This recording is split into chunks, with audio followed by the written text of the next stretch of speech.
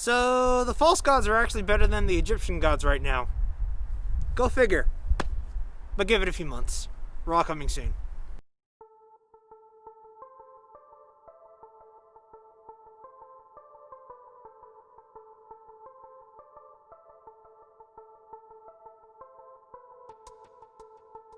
Hi everyone, thank you for tuning in to Team Forbidden's YouTube page. It is I, Soto-sama the Fanatic. Sacred Beast Structure Deck just came out. About friggin' time. It's not everything that I would have wanted. I don't remember if we did the profile on the channel before, but it's got some amazing support, and we finally got the fusion card from the anime, and just a whole engine with the spirit gates and stuff. So let's get into it. So first off, we are running the semi-casual, semi-competitive version. I tried the competitive version with just a couple of Hamons and a couple of Raviels. It did not work. Every time I tested hands, it was Brick City. It's like the deck knew I wasn't running all three of them. So speaking of, we have 2 copies of Hamon.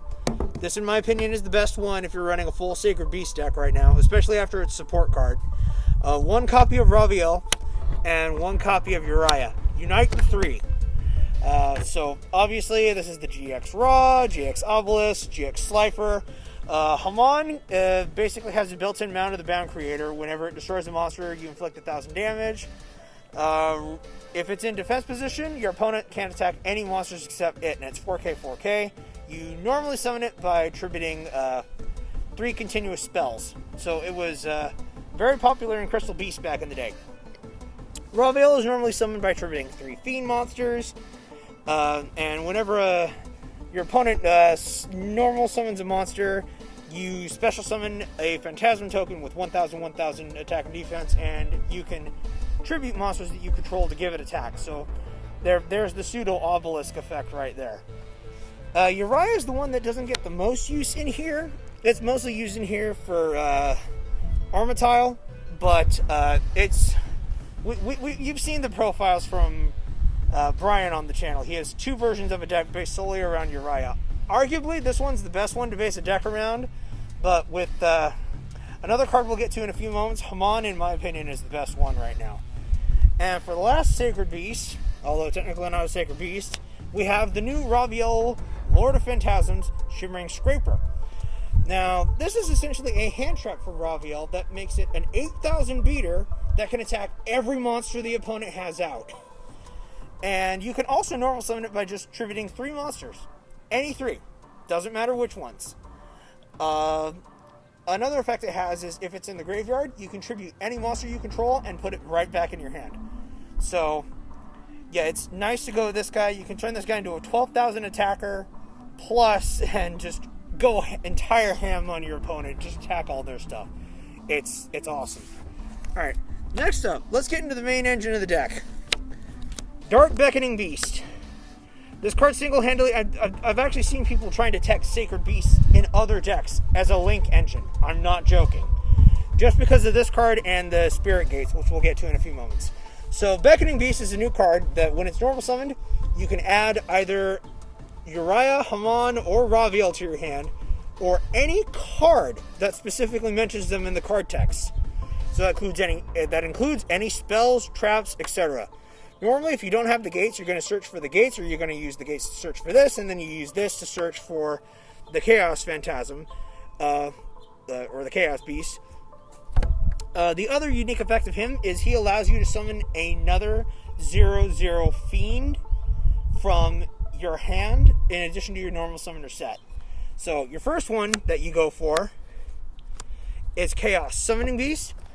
This guy lets you summon any Sacred Beast from your hand, ignoring the summoning conditions by tributing him off. And if he's in your graveyard, you can banish him and search Fallen Paradise. So you don't need terraforming in a Sacred Beast deck anymore. You just use this guy. You can only use each effect of him once per turn. Same kind of with this guy. We're only running 2 Dark Summoning Beasts. But he was originally... This card was so good, but the problem was just getting him out. All the new support card, all of the new support cards, they let you just get to him and do whatever. Although 9 times out of 10, you're probably going to go for the Chaos Beast to get, the free Pot of Greed field spell. But Dark Summoning Beast, you tribute him, summon another summon a Sacred Beast from your deck, and then if it's in your graveyard, you can just banish it and add one to your hand. Makes the deck so much better. I was running 3 and I cut it down to 2. For rounding up the monster lineup, we've got 3 Tenyi Spirited Hara. Basically just a free special summon of all the stuff. It was it seemed like the least bricky of all of the stuff that you could run into. Because my problem that I had initially was I'd run Dark Summoning Beast, but then I'd have Dark Summoning Beast in my hand in test hands, but I wouldn't have Beckoning Beast to either summon out, search another Cosmic Beast, etc. And Hara fixed that problem, and it also gives you a chance to make some link climbing plays as well. If you really want to link climb with this deck, which I don't really do, but it gives you an extra body on board and a free tribute for this. Alright, next up, for hand traps, we got 3 Ash. It's Ash. There shouldn't really need anything to say about Ash. It's Ash Blossom and Joy Spring. If you're not running it and you don't have a copy by now, what the hell are you doing? Alright, next up, big key card. I do not understand how this card is common. Opening of the Spirit Gates. So yeah, when it's activated, very important, you either add one of the Sacred Beasts or specifically a monster that lists it in its text. Very important to note, this searches any card. This is just monsters only. So you can't search any of the spells and traps with this one. But yeah, it either does that. It's got 3 effects. The first one is when it's activated, you add either Haman, Raviel, or Uriah to your hand, or a card that specifically mentions them in their text.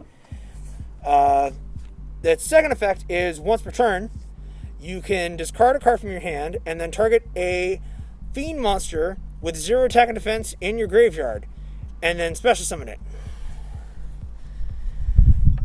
So this is your nice way of cheating out Dark Summoning Beast onto the field, if you have it in your hand.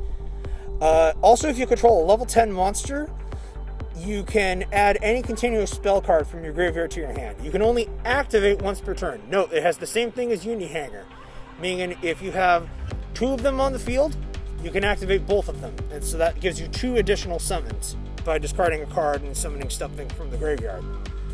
Okay, so gates. This is what basically makes the engine possible. The engine is this, plus these.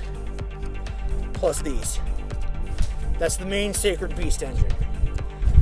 Next up, let's finally talk about this card. 2 copies of Cerulean Skyfire. Oh my god, this card is amazing. So, the first thing it does is it lets you special summon Haman via its effect by attributing face down spell cards as well. That includes any kind of spell card, be it normal, quick play, equip, etc., or monsters that are being treated as spell cards, such as artifacts. So if you set artifacts down, you contribute them to summon Haman with this card active. Its other effect is that all of them have 3 effects. The second effect is if your opponent activates a spell or trap card and you control an attack position Haman, you can just chain Haman to defense position and then negate the effect of the spell.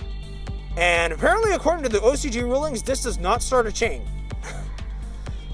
So, the third effect is if any of the Sacred Beasts leave the field, you take no damage that turn. You're probably never going to use that effect. 2 Fallen Paradise, also known as Pot of Greed, the field spell, turns all your Sacred Beasts into non-destructible, non-targetable monsters, which if you have this with a 4,000 body, it's a little hard to get over. And this works for all the Sacred Beasts and the Fusion. Fun thing to note, you might have to run the common copies because there's a name change. Because of Dimension Fusion Destruction, they have to change the name of Armityle the Chaos Phantom to Armityle the Chaos Phantasm.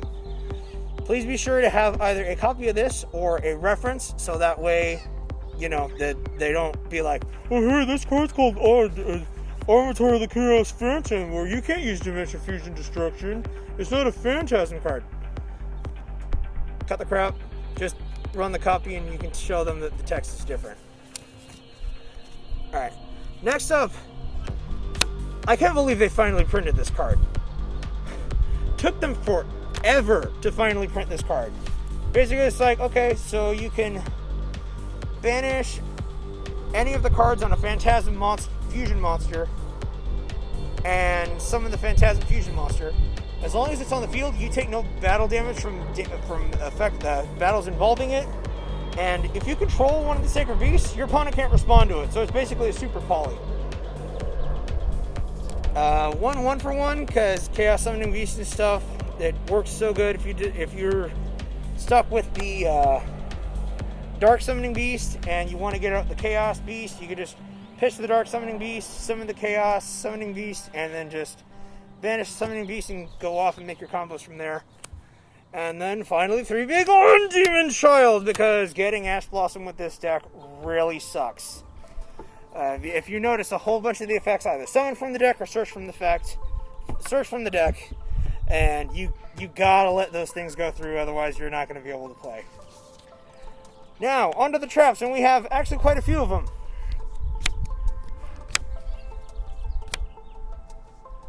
So, yeah, this card. This card is something else.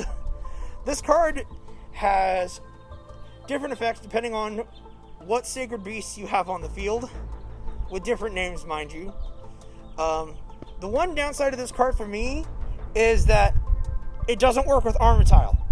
I have no clue as to why. I have no clue why they don't mention it in the text at all. But if you control one Sacred Beast, you gain life points every time your opponent summons a monster. 2 of them, it's a better skill drain. Any monsters that they control cannot activate their effects at all. And if you control all 3 of them, Haman, Uriah, and Raviel, it's Macrocosmos for your opponent.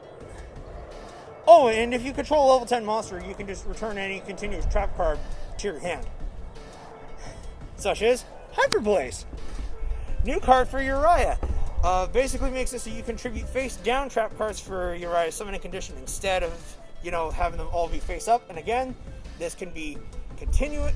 This can be continuous, normal, or counter. Doesn't matter.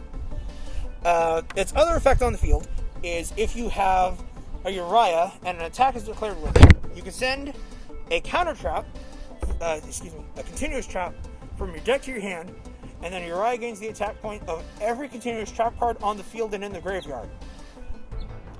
And its third effect is if you have one of the Sacred Beasts in your graveyard, you can discard a card and either summon it back to the field, ignoring the summoning conditions, or summon it from the hand. Quick note, you kind of have to make sure that they were properly summoned in the first place in order to summon it back with this. For some more continuous trap cards, we have 2 Crackdown. We got to crack down all them big boys that try to get over our gods. And 3 Infinite Impermanence. Literal Hand Trap, arguably one of the best cards ever printed in this game. Okay, so next up we showed you we have the Fallen Paradise for the stuff. We have the, can't believe they finally printed these guys too. Phantasm tokens. They have the other ones too, but you're not running that card, so screw it. Let's get into the side deck first before we go into the extra deck. So first off, I got a second copy of Uriah, because some decks, they just love their back row. You get this out, they're not going to be able to play. 3 copies of a very good reprint from this deck in Chaos Hunter. Play this against any deck that banishes. Third copy of Cerulean Skyfire, just in case you suspect your opponent of, siding in more spell and trap hate, like evenly matched and stuff like that. 3 Super Polymerization, 3 Imperial Order, Scale Drain, 3 Unending Nightmare, and one of my personal choices is 2 copies of Karma Cut, because it's a face down trap card, because again, with Hyperblaze you can distribute the trap cards instead, and go from there. Finally, into the extra deck, we have 1 Armitile, the Chaos, now Phantasm rather than Phantom. It's relatively simple. Can't be destroyed by battle, and during your turn, it gains 10,000 attack points. Yeah, 10 freaking thousand. 10,000 Dragon Reveal today, by the way. About time we're getting that. Phantasm Emperor Trilogig. Honestly, I don't know why they couldn't just name it Phantom, but whatever.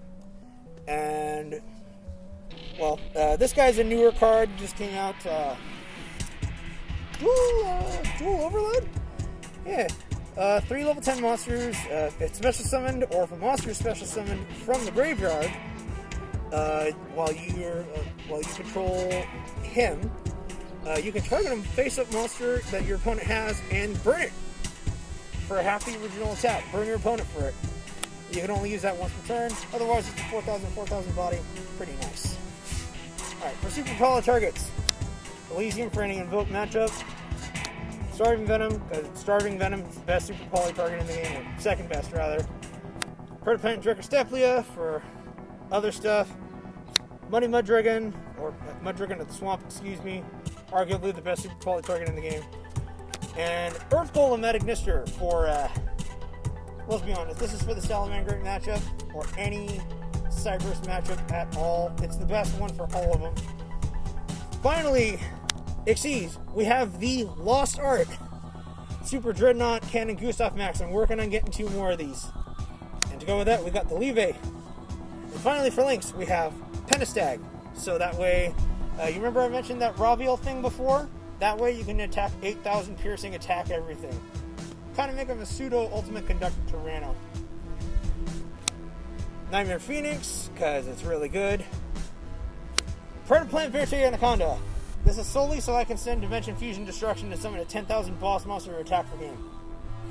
This might seem a little weird, but I'm finally putting Link Cross in here. Mostly because you just make a Link 2, and then you summon 2 tokens, and voila, you got 3 monsters to summon this guy. That's pretty much the only reason. We don't run the Halka Firebricks in here, unfortunately. Didn't have the room. I like the Super Polys. For the Chaos Summoning Beast, in case that gets, Veilered or something like that, we have Link Karivo. And for the other one, we've got Salamander Almarush. Okay, that's it. Sacred Beasts. Unite the Beasts. Unite the Gods. You can try this with only 2. Not kidding, when I tried to build it without the 2, the deck hated me. It would not work at all. Tried it with all 3 of them. It seems to work okay for me.